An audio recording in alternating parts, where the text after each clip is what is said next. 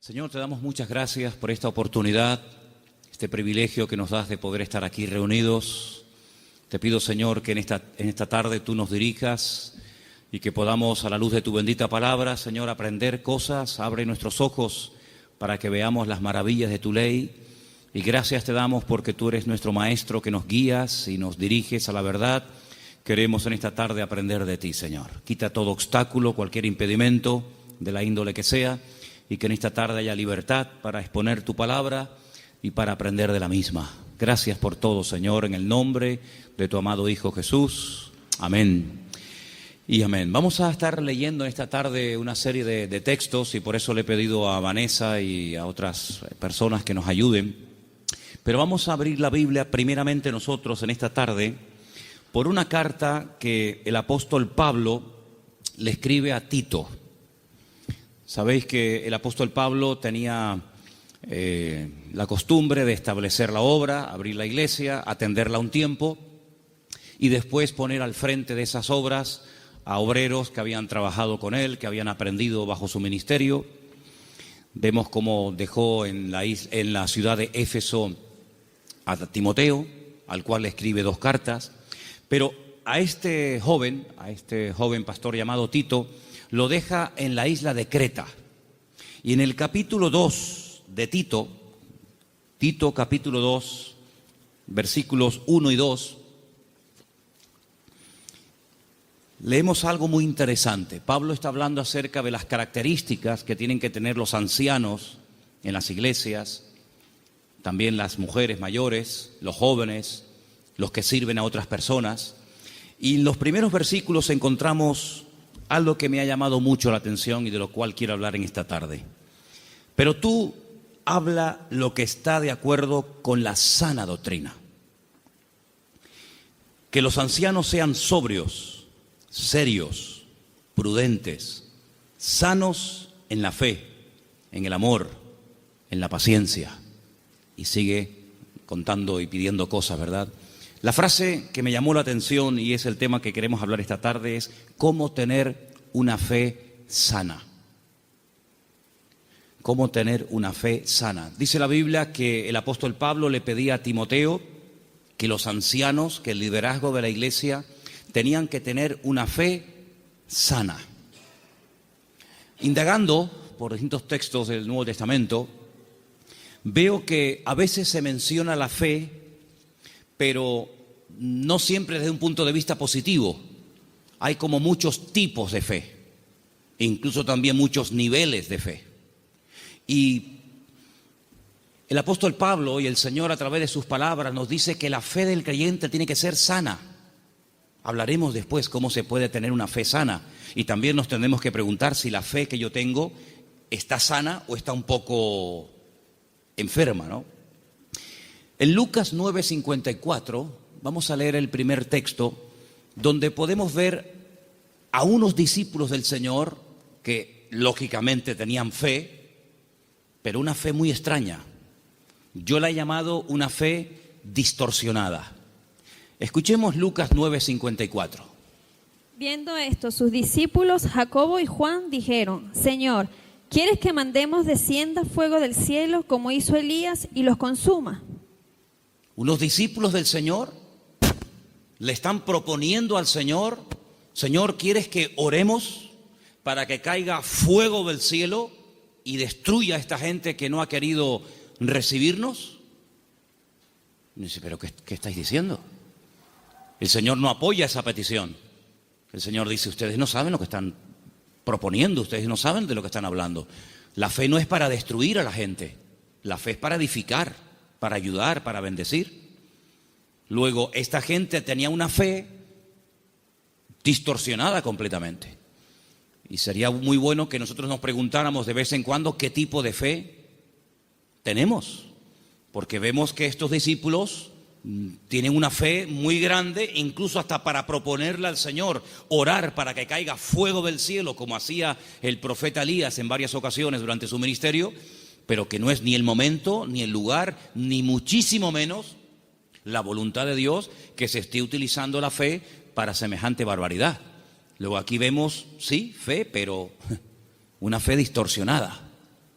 Hay un texto en 2 de Timoteo 1:5 que menciona otro tipo de fe y es un texto en el que el apóstol Pablo reconoce que la fe de Timoteo no es como la que él va a mencionar a continuación. 2 de Timoteo 1:5. Trayendo a la memoria la fe no fingida que hay en ti, la cual habitó primero en tu abuela Loida y en tu madre Eunice, y estoy seguro que en ti también. Analizando este texto, encontré que hay más de 43 traducciones diferentes de este término griego que se ha traducido en la versión Reina Valera como fe no fingida.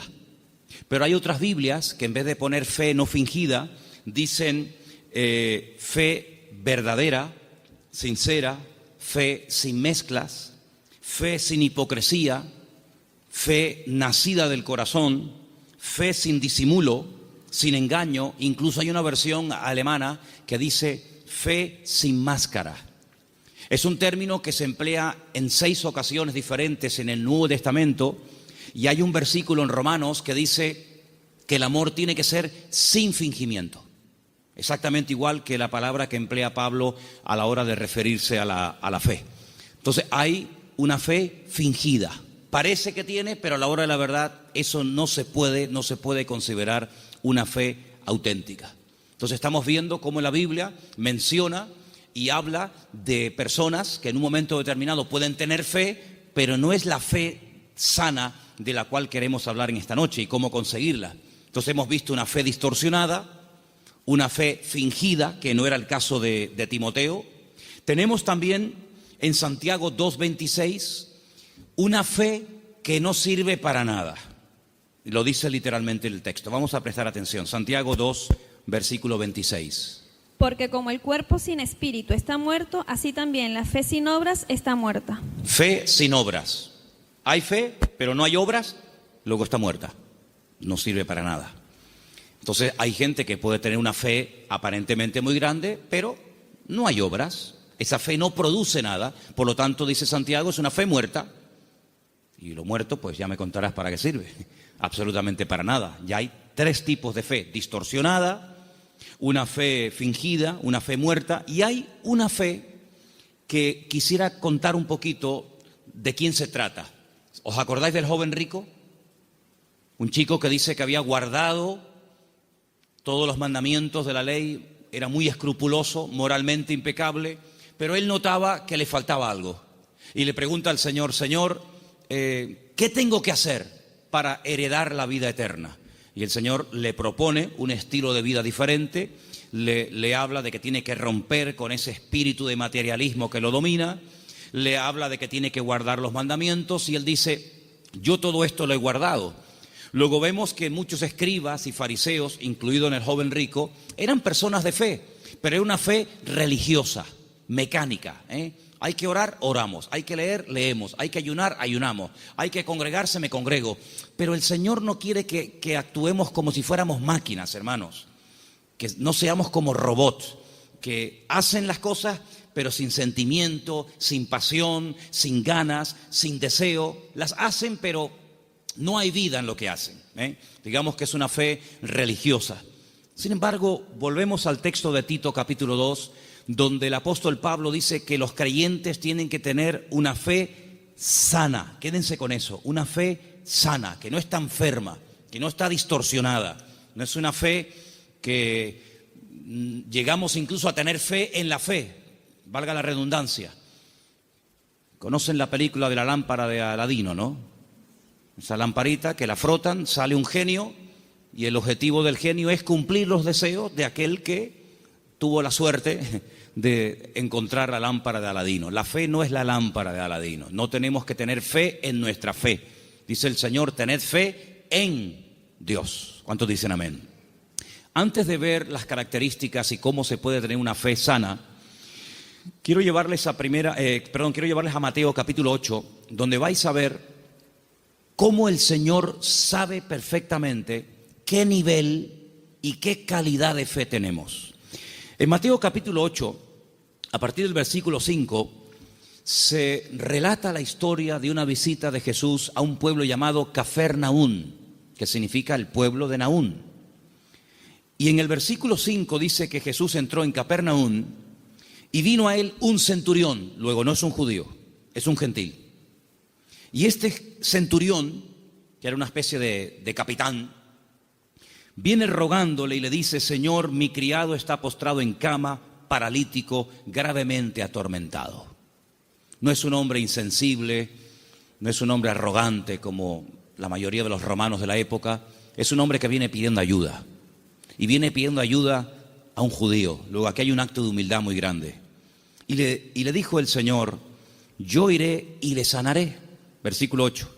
Respondiendo el centurión le dijo: Señor, no soy digno de que entre bajo mi techo. Solamente di solamente la palabra y mi criado sanará. Esto es tremendo. Porque también yo soy hombre bajo autoridad y tengo bajo mis órdenes soldados. Y le digo a este: ve y va. Y le digo a otro: ven y viene. Y a mi siervo: haz esto, y lo hace. Al oírlo Jesús se maravilló y dijo a los que le seguían: de cierto os digo que ni aún en Israel he hallado tanta fe. No he encontrado a nadie en el país que tenga tanta fe como este hombre. ¿Qué fue lo que le llamó la atención al Señor Jesucristo de este hombre? Primero, la humildad con la que vino a pedir. No vino exigiendo. No vino: oye, que soy un centurión romano y me tienes que obedecer. Sino vino con humildad. Vino, dice, que rogándole. Y no vino pidiendo algo para él, sino para otra persona. Luego aquí hay una compasión. Aquí hay un amor por alguien que está sufriendo, que no es precisamente él, sino es su criado. Luego hay una cosa muy interesante en la conversación. El Señor está dispuesto a ir a la casa de un gentil. El Señor está dispuesto a ir a la casa de este hombre. Sin embargo, este hombre dice: Señor, sinceramente yo no soy digno de tenerte bajo mi techo. Pero podemos solucionarlo de otra manera.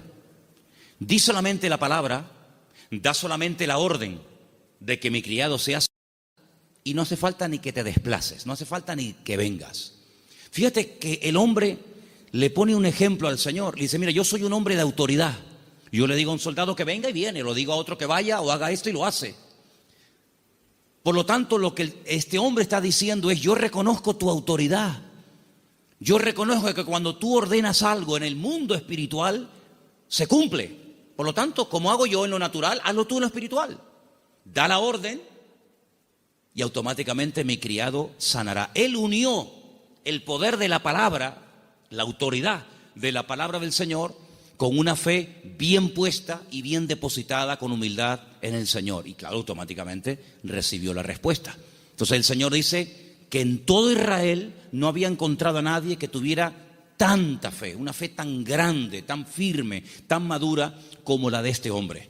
Luego, por la forma como habló, por la forma como pidió y se comportó, el Señor se dio cuenta de que este hombre no tenía una fe normal y corriente, sino era una fe, amigo, de categoría. Sin embargo, en el mismo Evangelio según San Mateo, un poquito más adelante, en el capítulo 14, ahora las cosas cambian.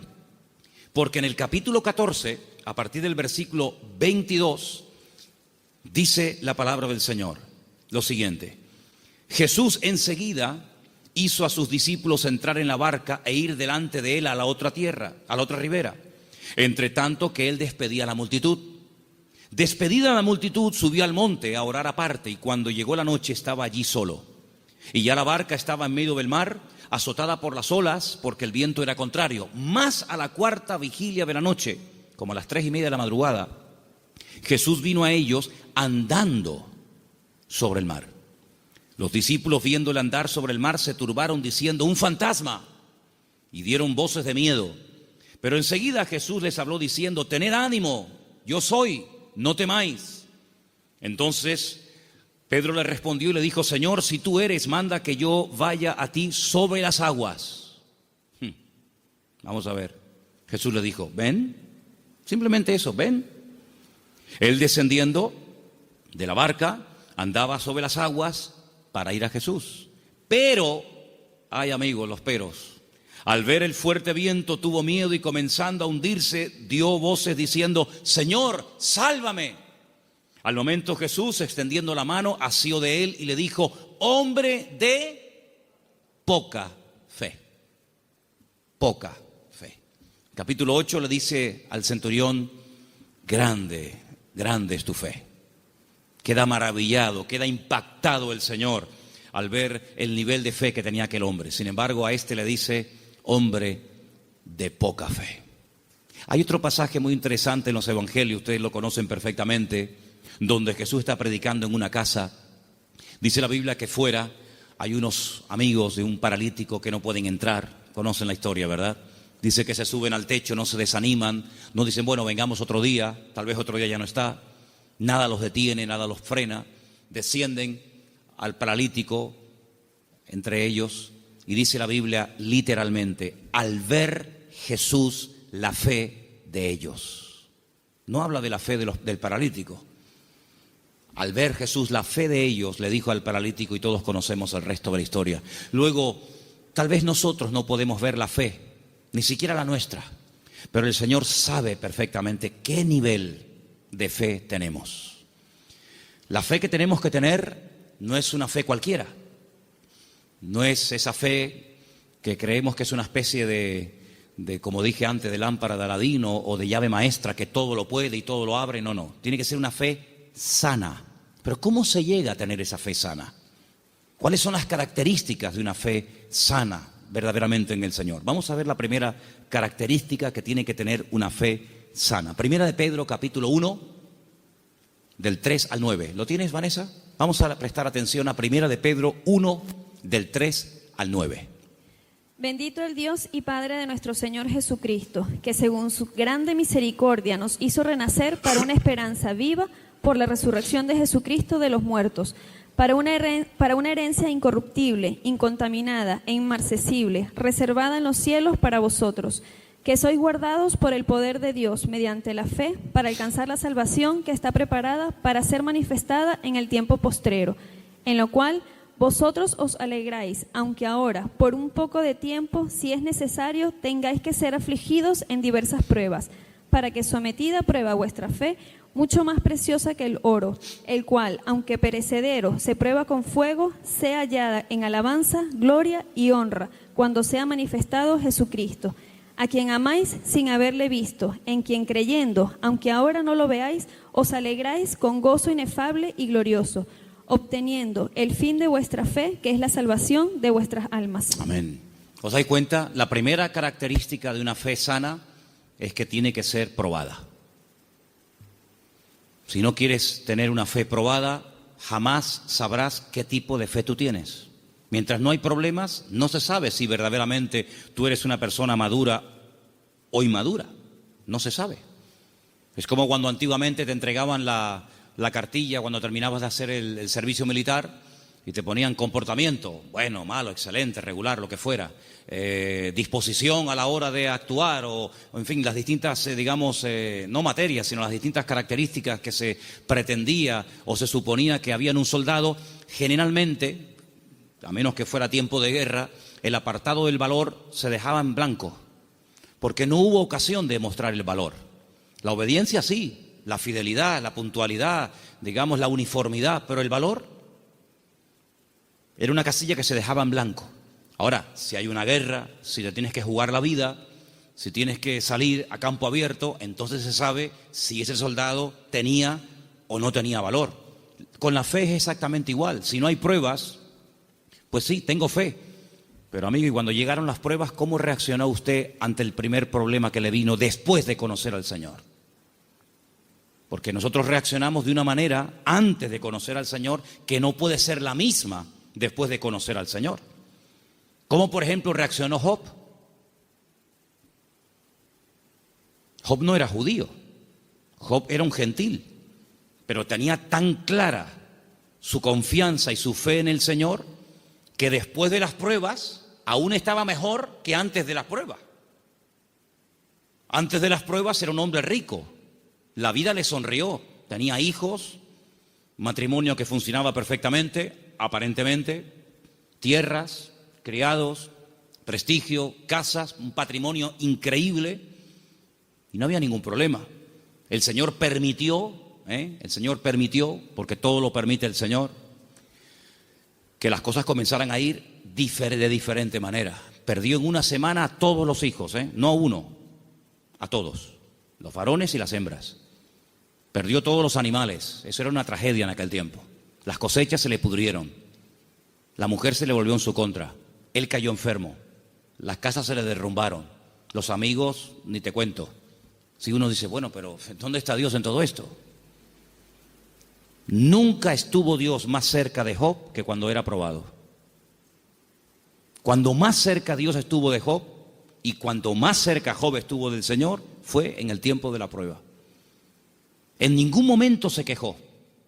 Argumentó, habló con el Señor, todo lo que tú quieras, pero en ningún momento claudicó y dijo, no merece la pena, no sirve de nada llevar una vida íntegra, llevar una vida de santidad, porque al fin y al cabo, mira, estoy pasando lo peor que los que no creen en ti, Señor. Al final, cuando termina todo aquel ciclo de pruebas tremendas, que no sabemos exactamente cuánto tiempo duró, él dice cosas tremendas. Él dice, yo de oídas te había oído, pero ahora mis ojos te ven. Ahora es cuando yo verdaderamente he conocido qué tipo de Dios, qué naturaleza es la de mi Dios. Ahora he experimentado la fidelidad de Dios. Ahora he experimentado la sanidad del Señor. Ahora he experimentado el consuelo del Señor. Y por eso, claro, él dice esa famosa leyenda, esa famosa frase, aunque Dios me mate, lo voy a seguir adorando, porque yo sé que mi Redentor está vivo. Entonces las pruebas no lo destruyeron, al contrario, lo fortalecieron de tal manera que al final él tiene que orar por los demás y nadie por él, porque solamente venían a cuestionarle, a criticarle, a poner el dedo en la llaga y bueno, a decir todo tipo de barbaridades. Por lo tanto, la fe sana, la fe verdadera, tarde o temprano, ha de ser probada.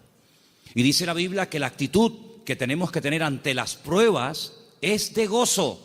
Es encima, ¿sí? Encima. Tener por sumo gozo cuando os halléis en diversas pruebas, sabiendo que la prueba de vuestra fe produce paciencia. Porque una fe, para que sea sana, tiene que tener un ingrediente indispensable y es paciencia. La fe sin paciencia puede convertirse en temeridad. Y tú dices, pero la fe tiene que ir acompañada de paciencia. Hombre, claro, si no se termina convirtiendo en desesperación. No entiendo nada. Oro, pido con fe y no recibo. ¿Pero cómo es esto? Entonces, si no va acompañada del ingrediente de la paciencia, al final terminas desesperándote porque crees que no tienes fe, que has cometido un pecado, que te han hecho algo malo, etcétera, etcétera, y comenzamos a decir tonterías, y toda tontería, toda queja, todo lamento que salga de nuestros labios lo que hace es que va deteriorando, enfermando, debilitando cada vez más la fe. Y en vez de ser una fe sana, es una fe, pero enferma. Entonces, vemos que la característica de una fe sana es que ha sido probada por el fuego. Es interesante notar que hay un momento en el que el Señor le dice a Pedro, Satanás ha venido para pedirme permiso porque os quiere zarandear como al trigo.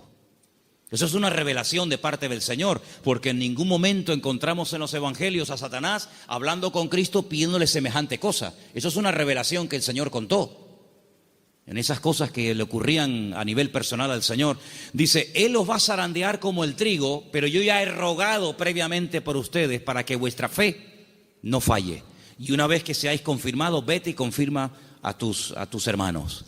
En otras palabras, el Señor no descarta en ningún momento que un creyente en algún momento determinado de la vida pueda ser sacudido o pueda ser zarandeado, es decir, probado. Y entonces ahí esa fe se puede demostrar y comprobar si verdaderamente la fe que usted tiene es una fe a prueba de bombas o es una fe que le dura hasta la primera prueba. En la parábola del sembrador dice la Biblia que hay semillas que brotaron muy rápido, pero dice cuando salió el sol quemó la semilla y no dio fruto.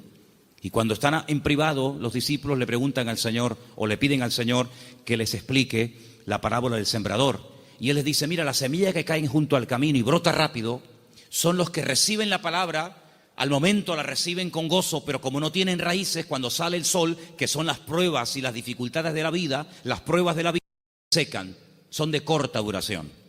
Entonces la prueba lo que hace es que fortalece nuestra fe para que nuestra fe pueda estar preparada para la siguiente prueba y así de esa manera tener una fe robusta y madura que ha soportado las pruebas. Es como cuando se construye un puente, se hace una prueba de carga, no se abre al público, decir, bueno, abran, ¿y si se cae?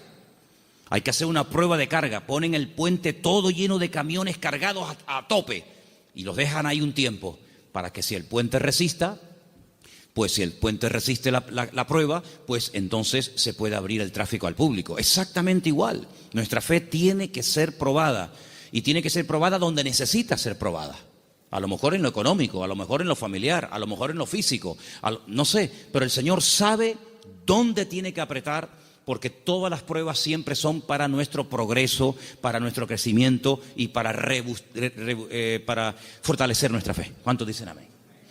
La segunda característica de una fe auténtica, de una fe sana, la encontramos en una carta que Pablo le escribe a los hermanos de Tesalónica.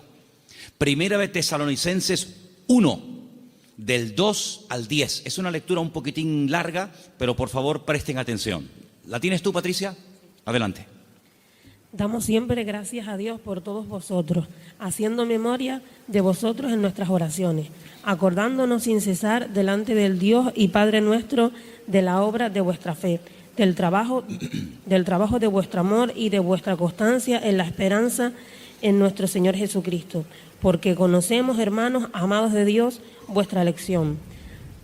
Pues nuestro evangelio no llegó a vosotros en palabras solamente, sino también en poder, en el Espíritu Santo y en plena certidumbre.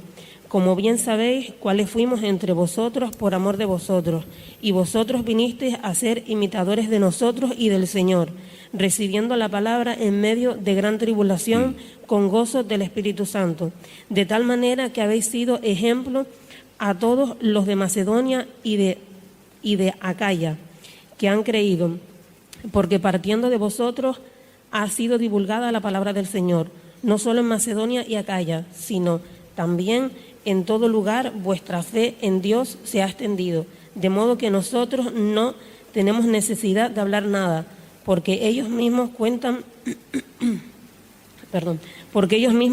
de nosotros la manera en que nos recibisteis y cómo os convertisteis de los ídolos a Dios, para servir al Dios vivo y verdadero, y esperar de los cielos a su Hijo, al cual resucitó de los muertos, a Jesús, quien nos libra de la ira venidera. Amén.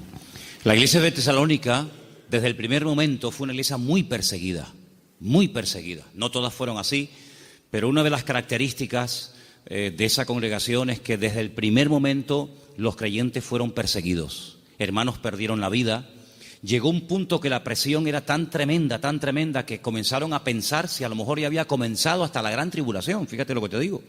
Y por eso Pablo tiene que escribirles varias cartas y alentar y animar a los hermanos y aclararles que todavía ese tiempo no ha comenzado, y les alienta y les anima a decir, hermanos, seguir adelante. El Señor aún no ha venido. El tiempo de angustia de Jacob, la gran tribulación aún no ha comenzado. Y Pablo pone doctrina encima de la mesa para que ellos sepan que lo que está pasando no es todavía lo que está profetizado para los últimos tiempos, ¿verdad? Y una de las cosas que el apóstol Pablo reconoce de la iglesia es que la fe de la iglesia, la fe de los hermanos de la ciudad de Tesalónica, no se quedó encerrada entre cuatro paredes, sino que los creyentes no habían perdido el valor de testificar a los que no conocían al Señor. Ellos se habían convertido, como dice ahí, hemos leído, de los ídolos. Habían sido gente idólatra, politeísta, y habían dejado esa vida de desorden, de idolatría, para convertirse al Dios vivo y verdadero. Pero la conversión de ellos, la fe de ellos depositada en el Dios vivo y verdadero, no era algo que se hacía a escondidas, sino algo que ellos querían que se difundiera. De tal manera que Pablo llegaba a ciertas y determinadas poblaciones y la gente en esos lugares daban testimonio de lo que los hermanos de Tesalónica estaban pasando y cómo la fe de ellos se había extendido. Y esto es muy importante, hermanos. Esto es muy importante porque en un momento tenemos un encuentro inicial con el Señor. Nos encontramos con el Señor, entendemos el propósito de la salvación, de la venida de Cristo. Pedimos perdón por nuestros pecados, lo aceptamos como nuestro Señor y Salvador personal. Muy bien, pero ¿y ahora? Ahora se tiene que extender nuestra fe. Tenemos que divulgar nuestro testimonio, nuestra esperanza en el Señor, porque no todo el mundo tiene la misma fe. No todo el mundo ha tenido la misma experiencia que tú has tenido, y por eso es muy importante que abramos la boca para que podamos decir a la gente, oye, que hay una esperanza, que hay un remedio, como vimos el domingo, que hay un camino, una verdad y una vida. Y los tesalonicenses no dijeron, bueno, mira, vamos a quedarnos callados porque nos están maltratando, nos están matando, nos están torturando. No importa, vamos a seguir hablando, vamos a dar testimonio de la fe en nuestro Señor Jesucristo. Esa es otra característica indispensable de una fe sana, que no solamente soporta la prueba con gozo y que la utiliza como plataforma para crecer y para acercarse más al Señor, sino que además es una fe que no es muda, no es una fe invisible. Usted sabe que la tiene, pero nadie se ha enterado en la familia, nadie se ha enterado en el barrio. No, yo abro mi boca y extiendo y proclamo la fe, la obra que el Señor ha hecho en mi vida. Esa es otra característica de una fe sana. Un creyente que no testifica no es normal. No es creyente que un creyente que tiene el gozo del Señor y que ha pasado de muerte a vida, pasen los días, las semanas y se le pase la vida y no comparta su fe y su testimonio con nadie. Eso no es una fe sana, es una fe enferma. Otra característica de una fe sana, quiero leer en Santiago, voy a leer este pasaje yo, si no les importa, en capítulo 2, a partir del versículo 14, donde Santiago habla de algo muy importante relacionado con la fe. Dice, hermanos míos, Santiago 2:14, ¿de qué aprovechará si alguno dice que tiene fe y no tiene obras? ¿Podrá la fe salvarle? Si un hermano o una hermana están desnudos y tienen necesidad del alimento de cada día, y alguno de vosotros les dice, id en paz, calentaos y saciaos, pero no les dais las cosas que son necesarias para el cuerpo, ¿de qué aprovecha? No, hermanos, déjenme que diga esto. Decimos, bueno, pero ¿no es el Señor el que suple nuestras necesidades? Sí, pero muchas veces el Señor puede suplir nuestras necesidades a través de nuestros hermanos. A veces cuando veo a un señor mayor o a alguna persona en un parque, en una plaza, dándole de comer a los pajaritos o a las palomas, a mí siempre me viene a la cabeza el texto que dice, hombres de poca fe, mirad las aves del cielo que ni siembran ni hilan, ¿no las alimenta vuestro Padre Celestial? Y yo digo, fíjate, este hombre sin darse cuenta, o a lo mejor sí, no sé, está siendo un instrumento que hoy el Señor está utilizando. Él cree que le sobraban unas miguitas de pan duro y las trae al parque para entretenerse, pero él no se está dando cuenta de que ese montón de pájaros, el Señor los está alimentando a través del detalle de este hombre. Entonces puede ser que el Señor te puede utilizar a ti en un momento determinado y a través de tu vida, cubrir la necesidad, suplir la necesidad de algún hermano. Entonces dice, así también la fe, si no tiene obras, es muerta en sí misma. Una de las fe que comentamos antes. Versículo 18. Pero alguno dirá, tú tienes fe, yo tengo obras. Muéstrame tu fe sin tus obras y yo te mostraré mi fe por las obras. Tú crees que Dios es uno y bien, haces bien. También los demonios creen y tiemblan. Mas ¿quieres saber esto, hombre vano, que la fe sin obras es muerta? ¿No fue justificado por las obras nuestro padre Abraham cuando ofreció su hijo Isaac sobre el altar? ¿No ves que la fe actuó juntamente con sus obras y que la fe se perfeccionó por las obras? Y se cumplió la escritura que dice, Abraham creyó a Dios y le fue contado por justicia y fue llamado amigo de Dios. Vosotros veis pues que el hombre es justificado por las obras y no solamente por la fe. Asimismo también Rahab la ramera no fue justificada por las obras cuando recibió a los mensajeros y los envió por otro camino, porque como el cuerpo sin espíritu está muerto, así también la fe sin obras está muerta. Luego, una característica de una fe sana, que es lo que nos interesa y estamos hablando esta noche, es que es una fe que produce, una fe que hace obras. No es una fe teórica. No, yo creo pero no hago nada. No, es una fe que hace obras. ¿Cómo se sabía que Abraham tenía fe en el Señor? Bueno, pues yo estaba justamente leyendo hoy ese pasaje y dice la Biblia que este hombre viaja desde el sur de Israel, desde una ciudad llamada Beersheba, recorre todo el desierto del Negev, llega hasta el monte Moria, allí en Jerusalén, y antes de llegar deja a unos criados y le dice, bueno, guárdeme aquí el asno, el burrito, que dice, iremos, adoraremos y volveremos. Y a veces seguimos leyendo el pasaje y nos olvidamos de decir, no, espérate un momento, mira lo que acaba de decir. Iremos, adoraremos y volveremos. Pero ¿cómo dice volveremos si Abraham sabe que tiene que subir al monte Moria y sacrificar, es decir, matar a su hijo Isaac? Dirás en todo caso, volveré.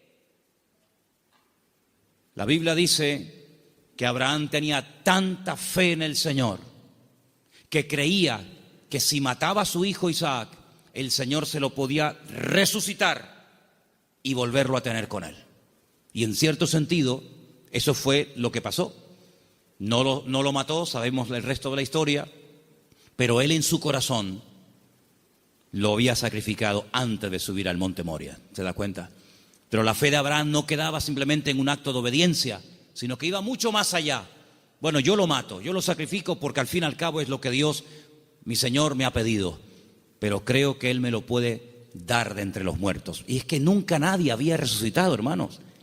Él no puede decir, no, es que ya resucitó fulanito o tal. No había resucitado nadie. ¿Cómo sabía Abraham que el Señor podía resucitar muertos? Porque Abraham conocía a Dios. Y la fe auténtica, la fe sana, no es una fe ciega, no es una fe irracional, es una fe basada en hechos, en realidades. ¿Y qué mejor realidad que conocer a Dios y conocer su palabra? Yo dije en una ocasión que hubo un momento en nuestra vida en los que creímos en un Dios que prácticamente no conocíamos. Cuando nosotros la primera vez aceptamos al Señor, ¿qué sabíamos del Señor? Pues muy poca cosa. No conocemos hoy nosotros al Señor mejor que hace años atrás cuando lo conocimos o lo recibimos en nuestro corazón, ¿sí o no? Por supuesto que sí. En aquel momento fue un acto de fe. Yo necesité fe, créame, yo particularmente, yo no sé usted, pero yo necesité mucha fe porque yo no creía en Dios. No creía en Dios, sencillamente. Para mí no existía. Y yo necesité que Dios me diera fe para poder creer en Él.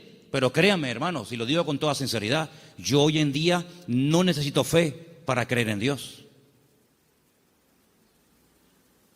Yo es que sé que Dios existe. La fe se necesita para creer en lo que usted tal vez no ve o no ha recibido y tiene fe de poder recibirlo. Pero yo no necesito fe para creer en mi Padre. Yo no necesito hoy por hoy fe para creer si este libro es o no es la palabra de Dios. Es que yo sé que es la palabra de Dios. Por lo tanto, la fe tiene que ir en aumento, tiene que ir creciendo, tiene que ir madurando. Y por eso, amados hermanos, hay momentos en los que en la vida de ciertos y determinados personajes los milagros tenían que verse muy asiduamente, un poco como para sacudirlos y para provocar la fe en ellos. Pero hay un momento en nuestra vida en los que prácticamente ya no necesitamos tantos milagros cada día, porque el hecho de que el Señor sea mi Señor, ya para mí eso es más que suficiente y sé que todo lo demás vendrá por añadidura. ¿Cuántos dicen amén? Hay gente que continuamente le pone pruebas al Señor. Señor, ¿será tu voluntad esto? Señor, ¿será tu voluntad lo otro? Señor, voy por aquí, Señor, voy por allá. Bueno, pues si constantemente le tienes que estar poniendo pruebas a tu Dios, es porque no lo conoces mucho. Porque si tú sabes que a tu marido no le gustan las lentejas, no sé si hay algún marido, perdón si alguien se sienta aludido, pero si tú sabes que a tu marido no le gustan las lentejas, no dices, se las voy a poner a ver si le gustan o no le gustan. Ya te ha dicho de todas las formas que no le pongas lentejas que no le gustan. Por lo tanto, como ya lo sé, no se las pongo. Pero yo sé que lo que le gusta es el potaje de berros. Entonces, en la medida en la que tú conoces a tu marido, a tu esposa o a tu hijo, a quien sea, tú te comportas de una forma diferente con él o con ella, ¿sí o no? En la medida en que tú conoces a Dios, yo no tengo que decirle a Dios, Señor, ¿se puede hacer esto? o no se puede hacer. Voy a poner un papelito con un sí y con un no. Soplo y el que se quede en la mesa, no hace falta jugar a eso, porque yo ya conozco a mi Dios y yo sé lo que le gusta y lo que no le gusta. Leía en el día de ayer algo tremendamente interesante. Dice Pablo, es que la ley no fue dada para el justo. La ley fue dada para el homicida. La ley fue dada para el que no conocía a Dios y tienes que decirle todo, le tienes que contar todo. Pero José nunca leyó la Biblia. Y José era capaz de decir, eso no lo puedo hacer, porque si yo hago eso, yo peco contra mi Dios. ¿Os acordáis? Cuando es tentado con la mujer de Potifar, él podía haber dicho, bueno, ¿dónde está escrito que esto es pecado? No estaba escrito.